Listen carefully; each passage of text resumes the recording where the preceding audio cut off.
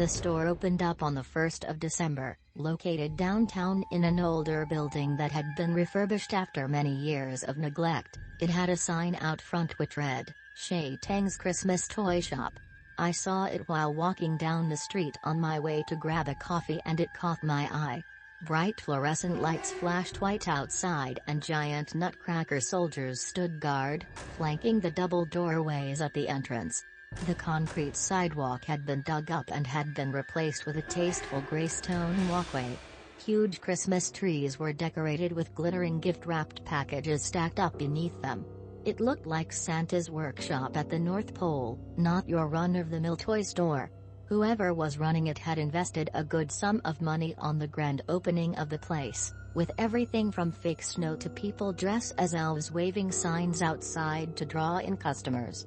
I couldn't help myself. I went to go and look inside. I found the interior of the store to be just as impressive, if not more so.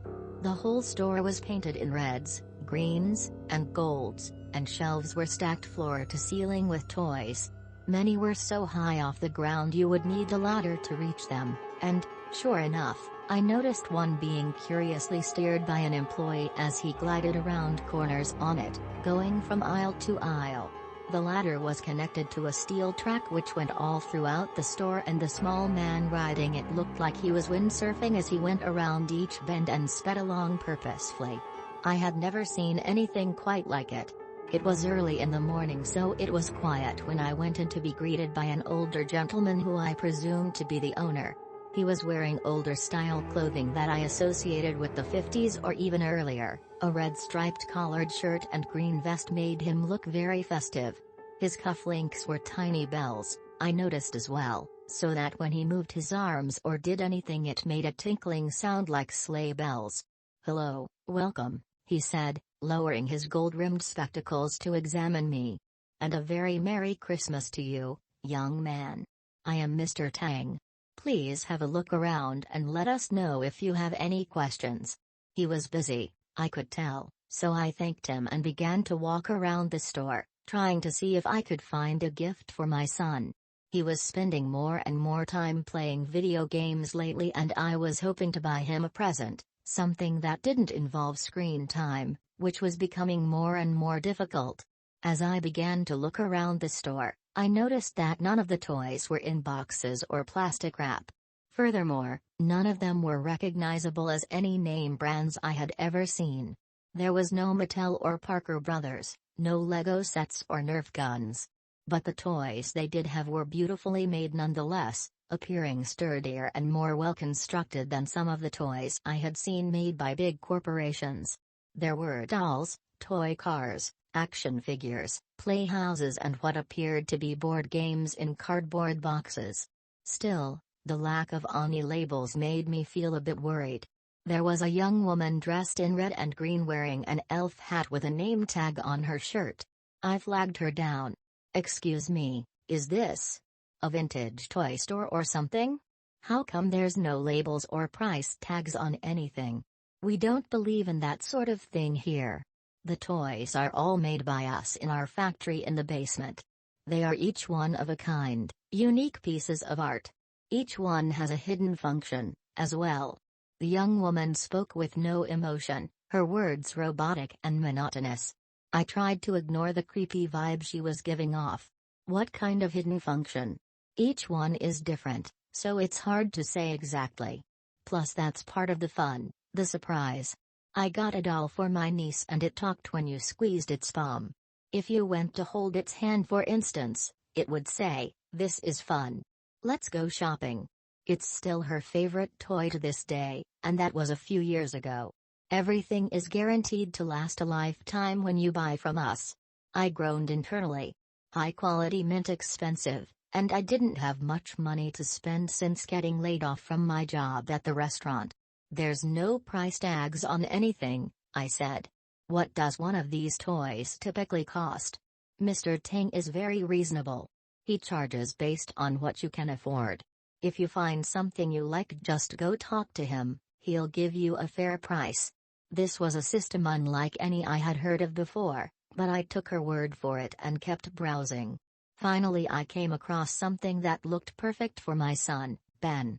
It was a stuffed raccoon that looked almost the size of him. He was 6 years old. The thing was quite large and very adorable. It made me laugh just looking at its little face, since I'd always thought the creatures were pretty cute, despite their reputation. Raccoons had always reminded me of little burglars with their black masks and their tiny hand paws, capable of such mischief. I guessed Ben picked up his fascination with them from me, since he always pointed them out when he saw them and would draw pictures of them with crayons. Pretty good drawings, too, for a 6-year-old. Picking up the oversized stuffed animal, I examined it for a price tag, already knowing I wouldn't find one. Mr. Tang is very reasonable. If you find something you like, just go talk to him, he'll give you a fair price.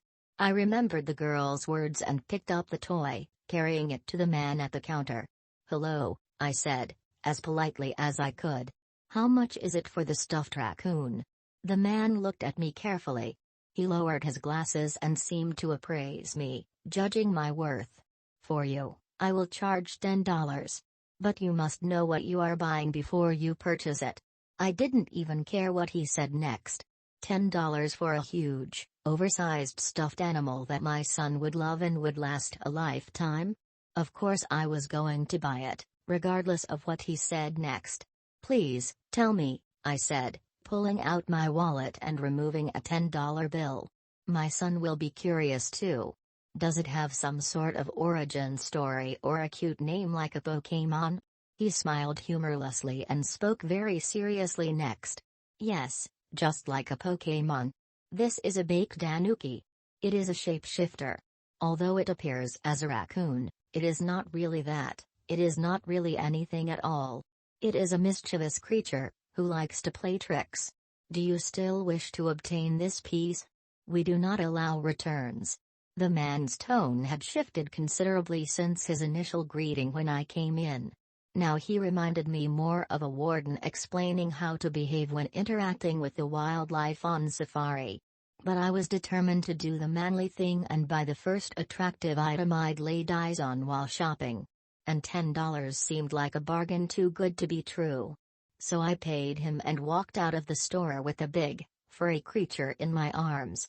Walking down the street with it, I couldn't help but feel warmed by it on a cold, snowy morning. It was almost like carrying around a cat or a dog. The thing seemed to exude heat like a live animal. But I just attributed that to it being so big and furry and cuddly compared to the terrible coldness of the day. Suddenly I remembered about the hidden feature mentioned by the young lady working at the store. I had forgotten to ask what it was. Ready to turn back to ask the owner, I shifted the stuffed animal in my arms and it surprised me by speaking aloud. "I love you," it said in a cute little animal voice. Well, problem solved, I thought. Not particularly creative or clever, but that was the special feature. The big raccoon spoke out loud if you squeezed it just right. I hid the stuffed animal in the attic when I got home, just as my wife and son got back from their trip to the grocery store.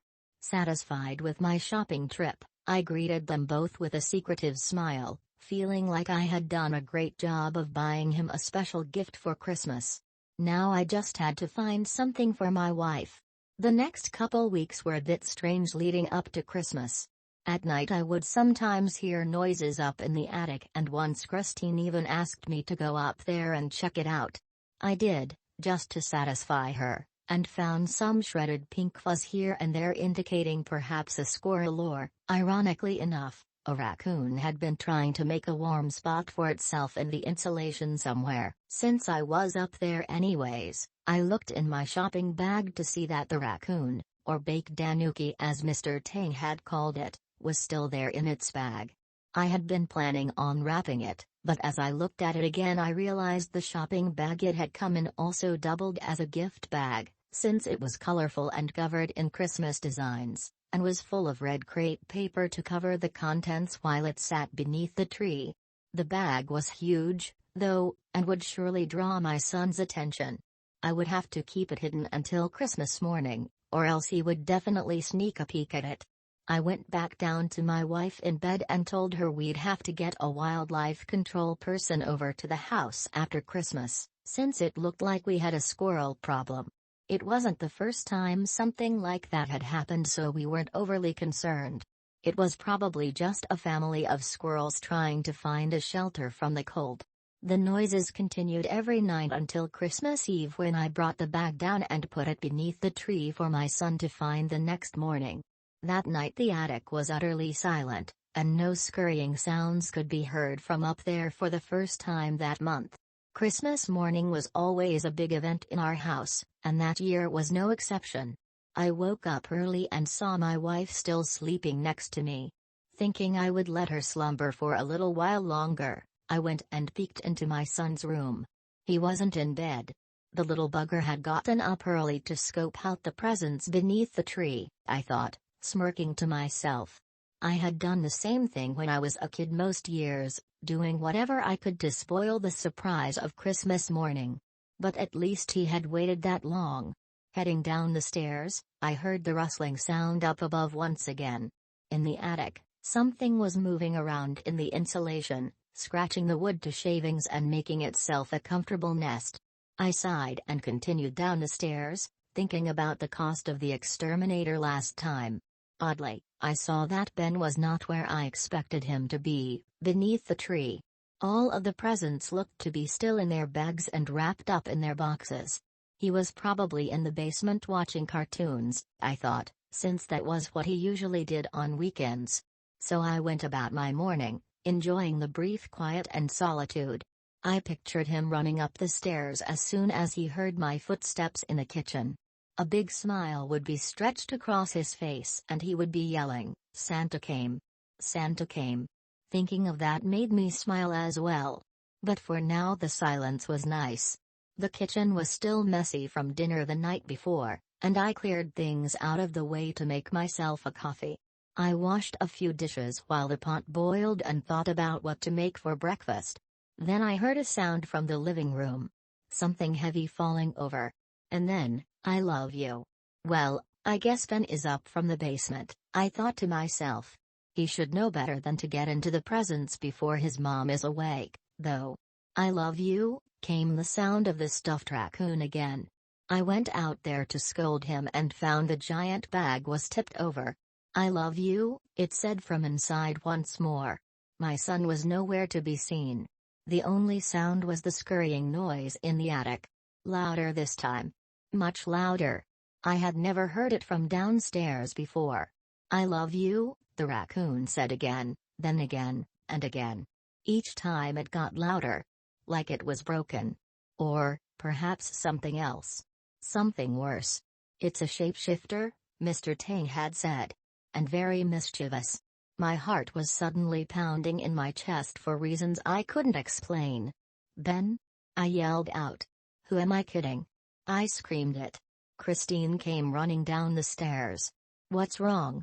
What's going on?" she asked, her hair crumpled and bizarre from laying in bed. Her eyes were half closed but they opened wide when she took in the look on my face. "Where's Ben?" "I don't know," I said back. "I'm trying to figure that out myself." We searched the house, looking all over. All the while the defective raccoon cried out in higher and higher tones, squealing now, faster and faster it repeated. "I love you. I love you. I love you." Its voice sounded manic and terrified, high-pitched and scared, and with a dawning realization I stopped my fruitless search and listened to it closely. It was Ben's voice coming from the stuffed raccoon. Picking it up, I felt it was heavier than before. And the eyes looked different. They were blue, like my son's. And they were moving, ever so slightly. As if something was trapped inside the toy. As if my son were alive inside of it. But that wasn't possible. "I love you." The toy screamed louder than any time yet and I passed it to my wife, looking at her face. We both held it in our hands and looked at the eyes, moving ever so slightly. A tear rolled down the cheek of the stuffed animal's face.